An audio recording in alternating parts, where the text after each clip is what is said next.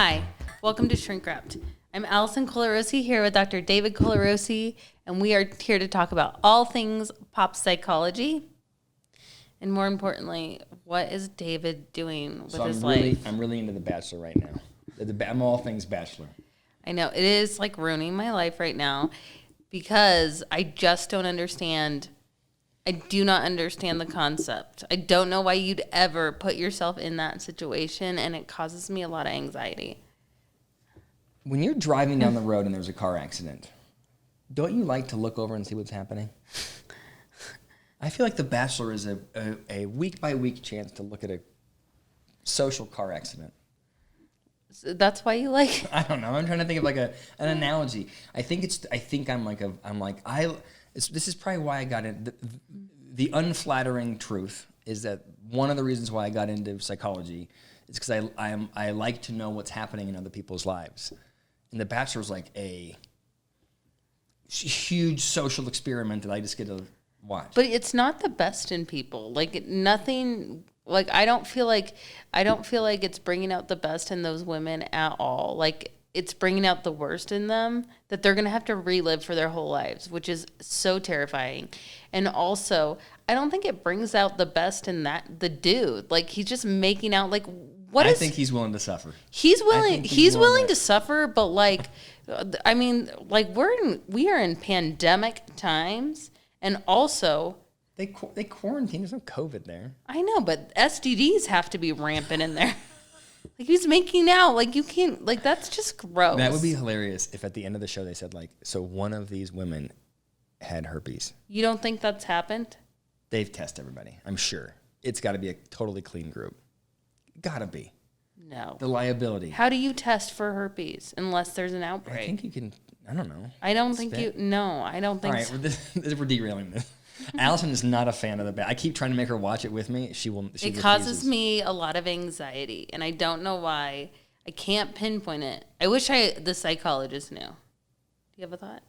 Of why you don't like it? Yeah, I'm high empathy. That's my thought. You're high, like you think you care about you think it's cringeworthy, like you don't want to feel the cringe. I cannot believe these women put themselves in that situation. Like if they really, really felt those feelings for him, they would not be like okay with him going on dates, one-on-one dates, and making out with all kinds of women. I do think it is truthfully from like a psychological standpoint, their level of investment in some guy that they have essentially zero exposure to. Right, they learn about him, and then they get like, I mean, a combined, over the course of the show. I mean, they probably get a combined day with him. A combined 2 days with him total, maybe.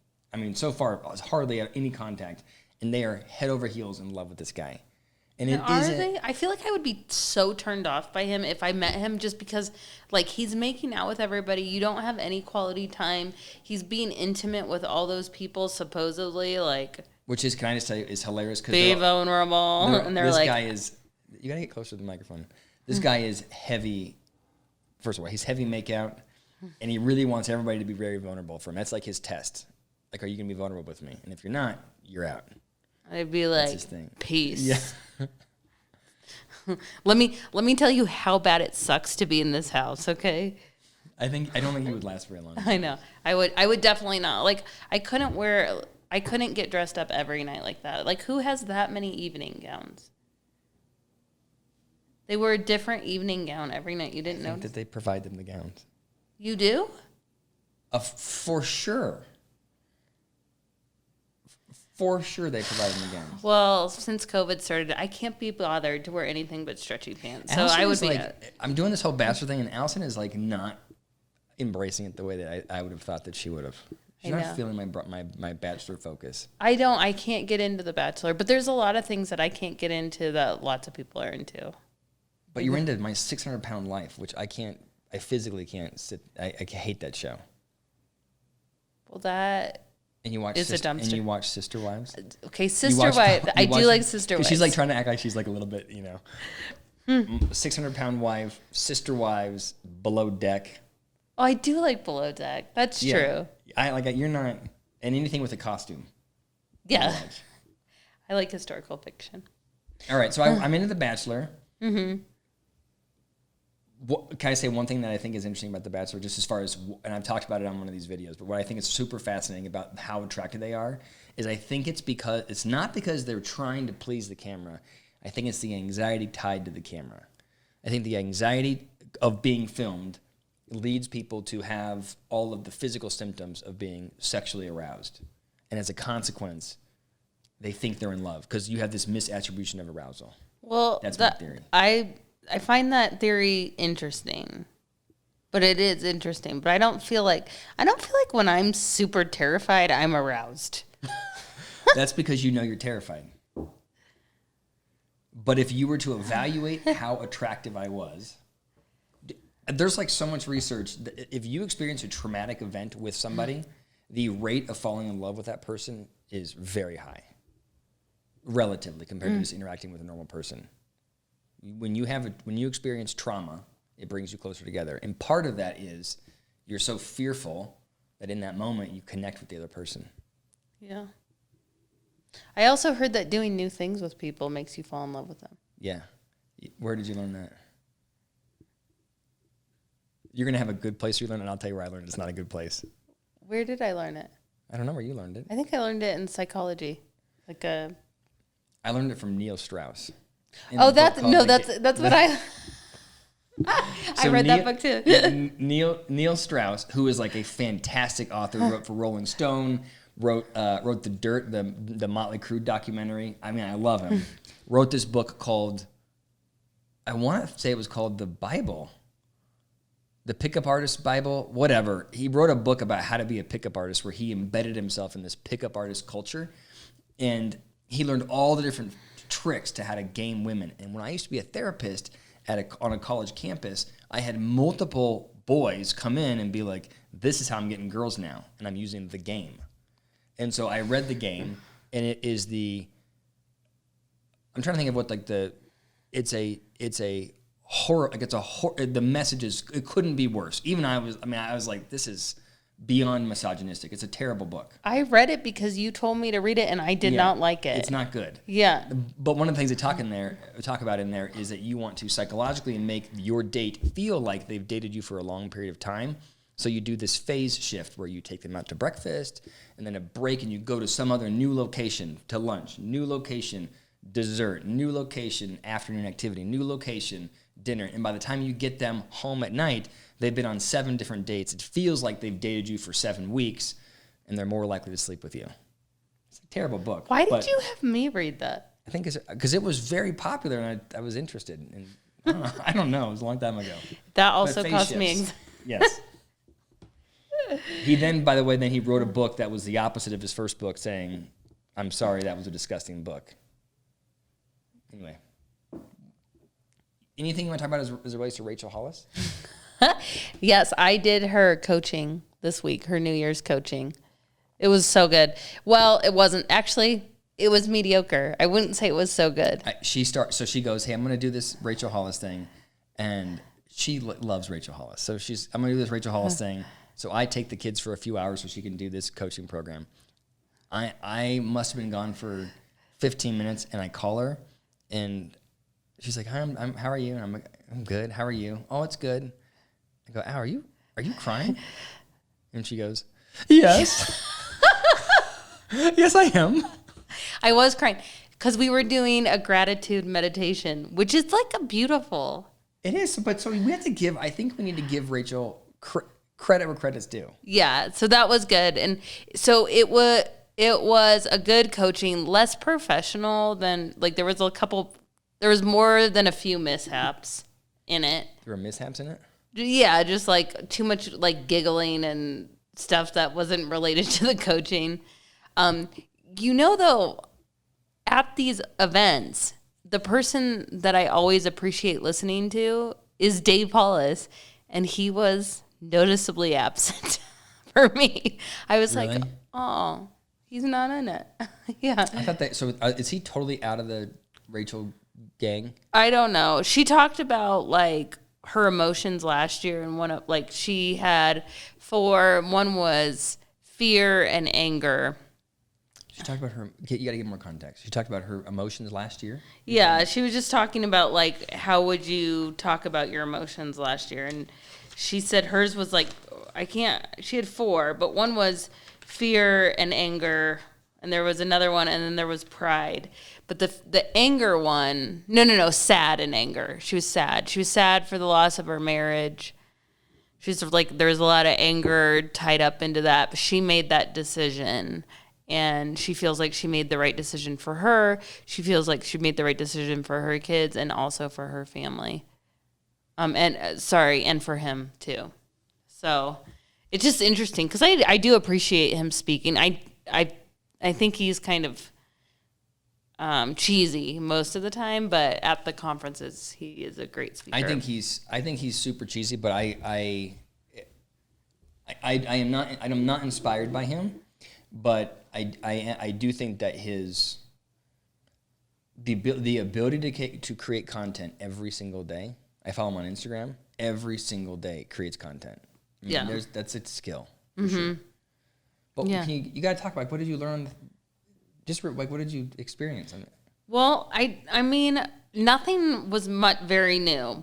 But the one thing that I thought was interesting is she brought up the Enneagram, which always makes me laugh because you hate. She did? Yeah, and she talks about the Enneagram 3s, which are the achievers. It's the world's worst assessment, and I'm going to link my video up here.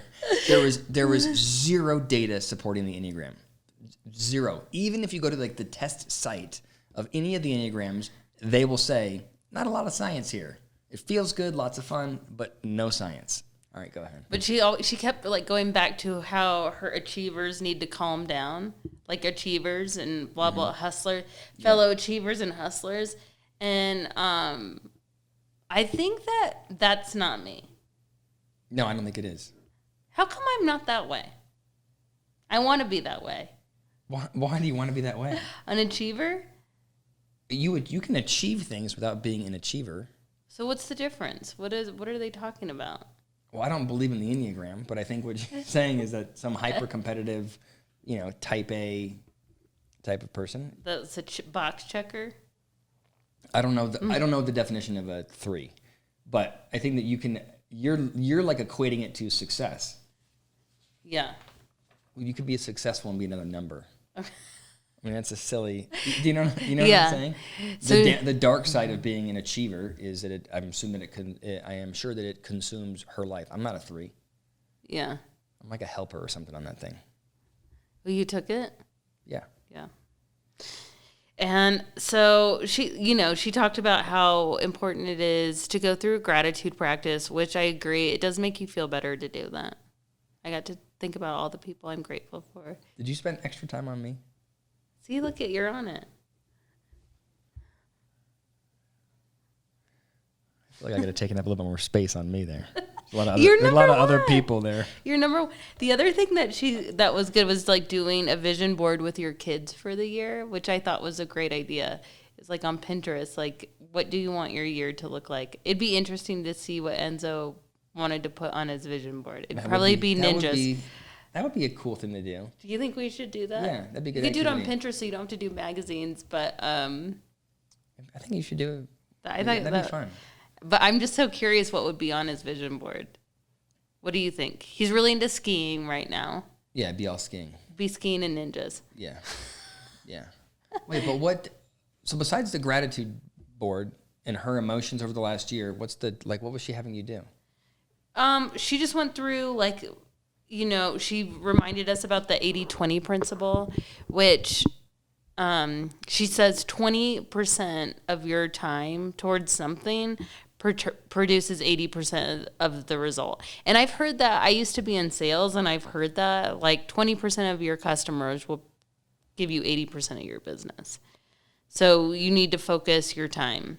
I'm still a little confused by that principle as far as life. Like I understand like being able to target 20% of your top rating customers and then like ignore the rest. But how do you do that? Like 20% of the time I spend with you will produce 80% of the worth of my relationship. I don't get that. Yeah.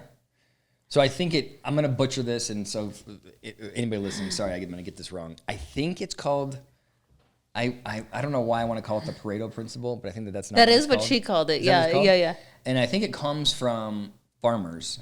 I believe, like in particular, like soybean farmers. But they found that 80% of the yield of their crops came from 20% of their plot of land. Yeah. And then that principle applies everywhere in life, in business, whatever. And the idea is that you should be sort of focusing on the 20% that yields the most.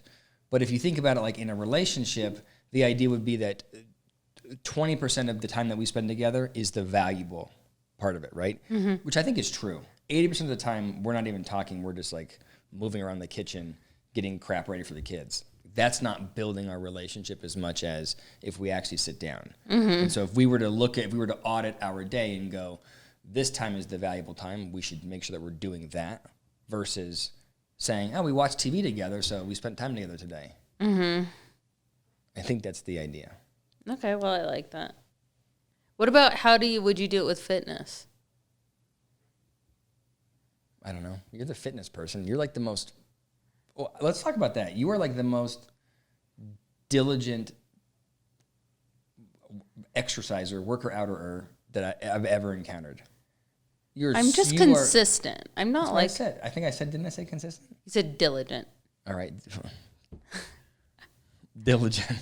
Consistent. I work out. I'm sorry. What's the same thing? What do you mean? Does diligent make you uncomfortable? No, I don't know. I just didn't know if it applied. All right. You're hyper consistent. I think the argument would be, as far as the 80-20 rule, would be that there's probably most of your gain physically happens from 20% of your activity, which is true. Like if you look at me in the gym and you'd be like, you spend all the time on Instagram and watching the TV in the gym versus actually lifting weights. Ew, that's not what you do. It's an expensive membership for that. Okay, but how are you so consistent? Oh, well, like I feel like that, I mean, I've always been into fitness, but I feel like when I first read like Rachel Hollis's book about trying to do 30 minutes a day, I feel like I've just consistently stuck with that. So that's like one piece of my life that has definitely become a habit and is obviously missed if I don't do it. So I wish that there were other things in my life that I was that consistent about. So I'm going to push you a little bit. Mm-hmm. Talk more about why. Like what is the mechanism you're using or that you used to make it a habit? Why does that work for you? Why does making it a habit? Because I've done it. You used a strategy or a technique? A lot of people try to work out for an hour or a half hour a day, and most people don't. So you did something from a mindset standpoint or a behavioral. You did something. I just held myself accountable because, like we will come up with excuses and, basically break promises to ourselves all the time. But like I decided that I wasn't going to break that promise to myself. Plus, I don't think I'm nice if I don't work out. Agreed. I really don't. Like there's definitely a big difference if Allison is working out and now Allison is not, in my stress levels and being able to be present for my family. Like if I get my workout done in the morning and don't have to think about it or feel good all day, like I can definitely be more present for you and the kids when I do that. Yeah. So I think you work out way more than I do, much more consistently than I do. Not as hard though. I feel like I'm consistent, not hard. That's probably part of the problem for me though, is that like it's not fun for me when I work out because I'm not like I think you have a sustainable cadence to it. Well, I think one of the things I think you do that maybe not everybody does, I know that I don't do, is the fact you just said it right there that you're connecting how you feel to the workout behavior. And so, like when we think about like how do you actually change behavior, usually it's tied to anxiety. Distress leads to behavior change.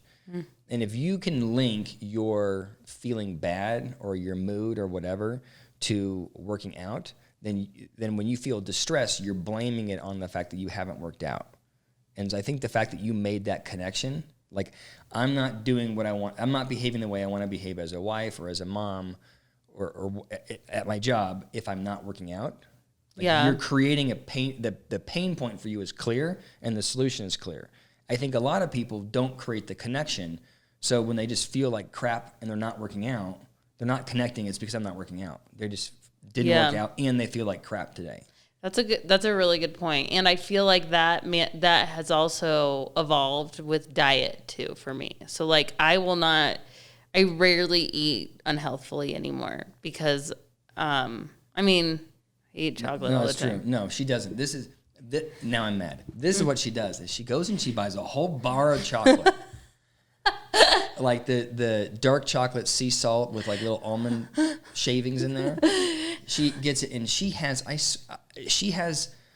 5 calories of this bar, and then she puts it in the freezer, and then she goes to bed, and then I'm up at night working. I make myself a decaf coffee, go get a little piece of chocolate, and I knock down 3/4 of that bar in one night, and I can't control myself like you. But you don't feel bad. Like I feel like if I eat unhealthfully, my energy is so bad. And also, like, sometimes I get depressy if I, like, eat so bad. And then my stomach hurts. Like, nothing is working right. It's like when I don't sleep. So, you know what I think my mechanism is? I get up and I get my coffee. And there's such a habit of work and coffee. And then once I have coffee, like, the snowball's rolling. And I need, like, some kind of little snack, a cookie or coffee or whatever. And then I go, David, it's 12 o'clock at night. Do you really need to have a chocolate bar or a piece of a chocolate bar? And then I think, you know, I'm married. Like, I don't think she's going to divorce me if I gain 10 pounds. Like, does it really? Yeah, that goes through your head for real? I don't think it goes, not for real. But I do think that if I felt like you were going to leave me, then I wouldn't eat the chocolate. Like, that's what I mean by the anxiety. I don't think that I link up me getting a little bit heavier with any significant negative outcome. Well, you wouldn't have that outcome, but I think that's like a weird.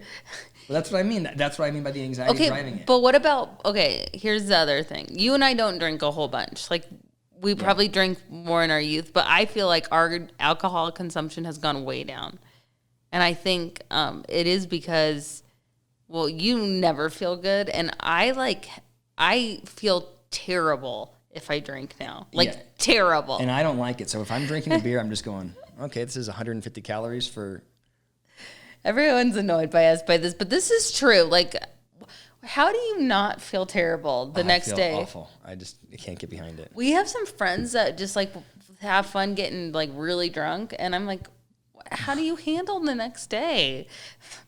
Like, you have little kids. They don't care. They don't care if you're hungover. Just charge ahead. Anyway, so I felt like the conference was good. Good things that I want to get back into. And I want to get back into getting up early. It's just been really hard lately. So I think that's where I feel my best when I get up early. One of the things that she brought up, which I thought was super interesting and always good to think about, like, what time in your life did you feel the best? Like, emotionally, physically, all around. Okay. And if you have to bring it back to high school, like, come on. Oh, like, recently. When did you feel, like, physically, emotionally feel the best? Did she say, like, you can't do high school? No, that's me, because I feel like... All right. When did I feel emotionally best?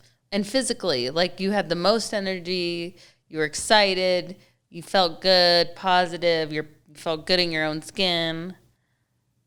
Like, what were you doing? I feel like I don't know. What was your answer? I think I feel the best when I am sleeping, eating well, exercising, and I honestly think I feel the best when I'm intermittent fasting, which I don't really like to do that much.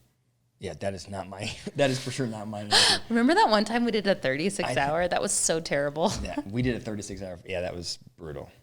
I think I felt best when I felt best when I was lifting weights. Or I feel best when I'm on some kind of workout regimen. But the periods of my life when I've been on, like, a workout regimen, I don't know that I'm always as like intellectually stimulated. I feel like I get hyper focused on one thing and then I don't do other things. And so I don't know that the parts of my life when I felt physically the healthiest, I don't know that I felt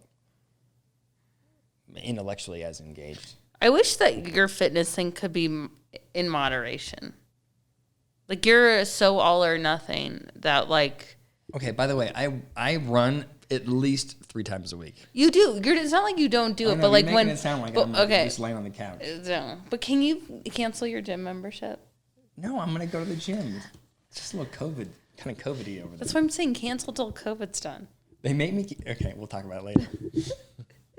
Okay, so then...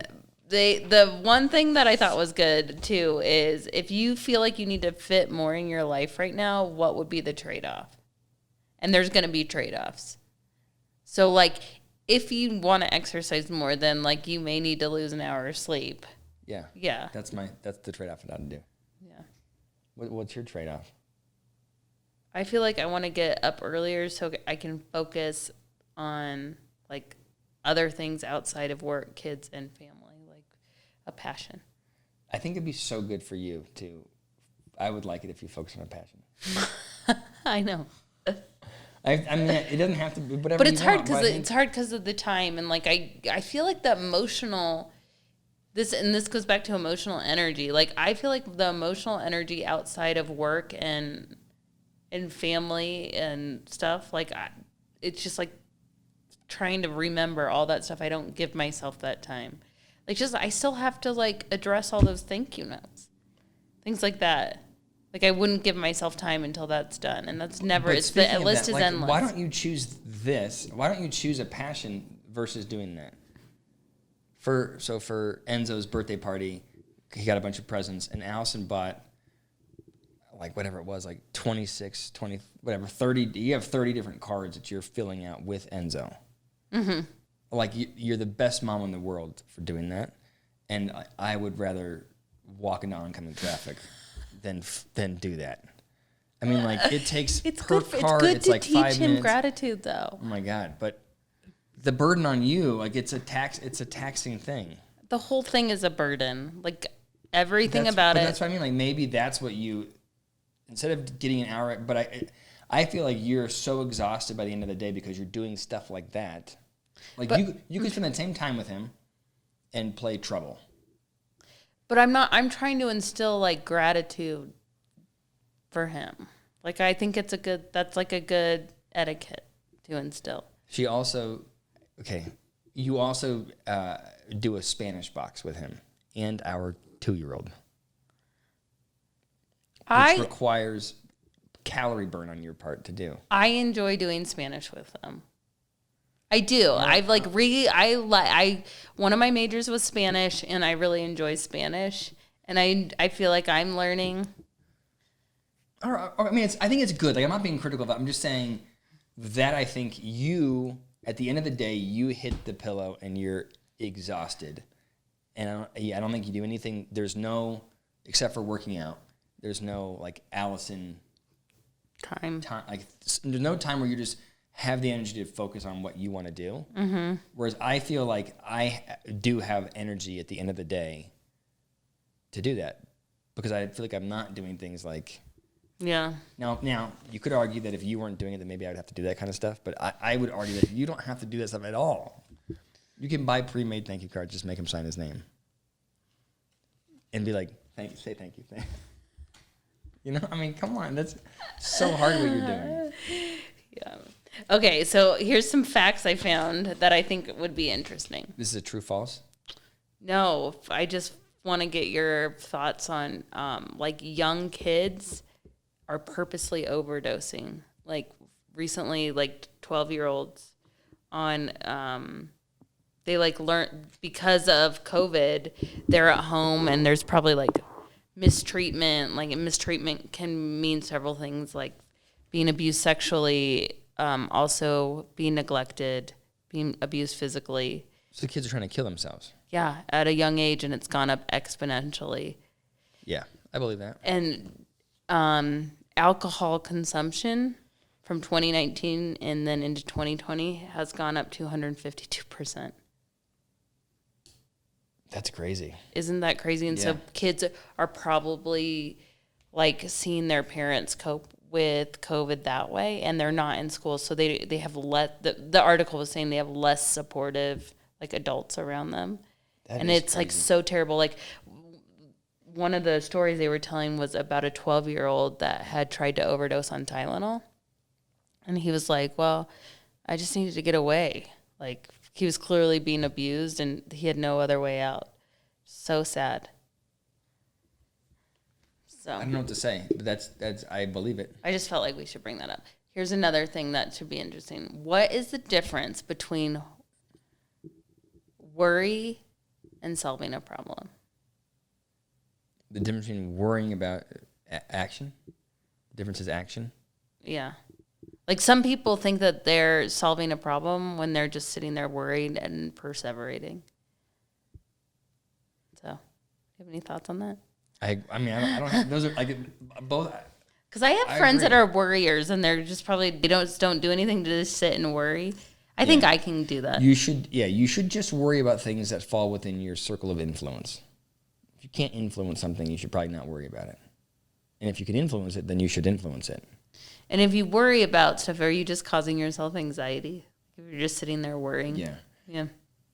So how do you stop worrying? Action.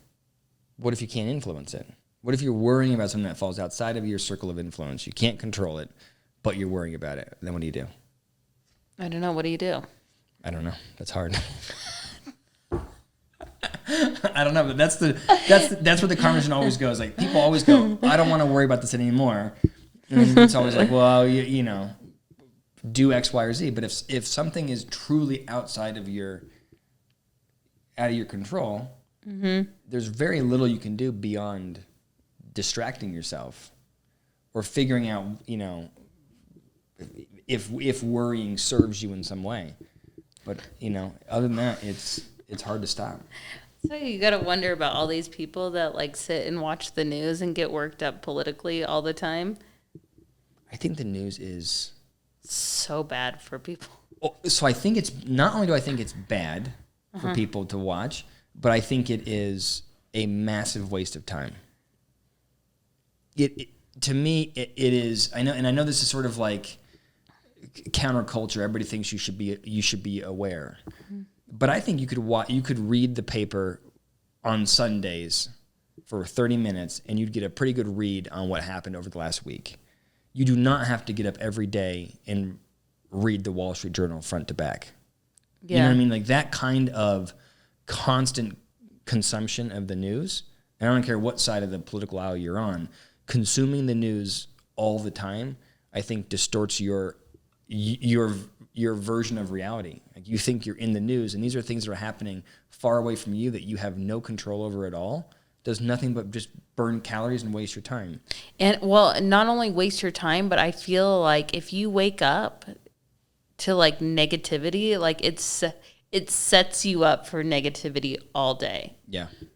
And like, it's crazy. All the people I know that I feel like people that I talk to, I'm like, I cannot talk to you anymore. Like, this is like, your whole life is negative and you're bringing me down. But it seems like they like get stimulated by it. So like, it doesn't make them feel bad, but like, it definitely, like, I can't handle it. It like goes back to the Bachelorette thing. Like, I can't, it's too much. I think it's very difficult for anybody, myself included, to read and to integrate data that doesn't fit into their pre-existing narrative.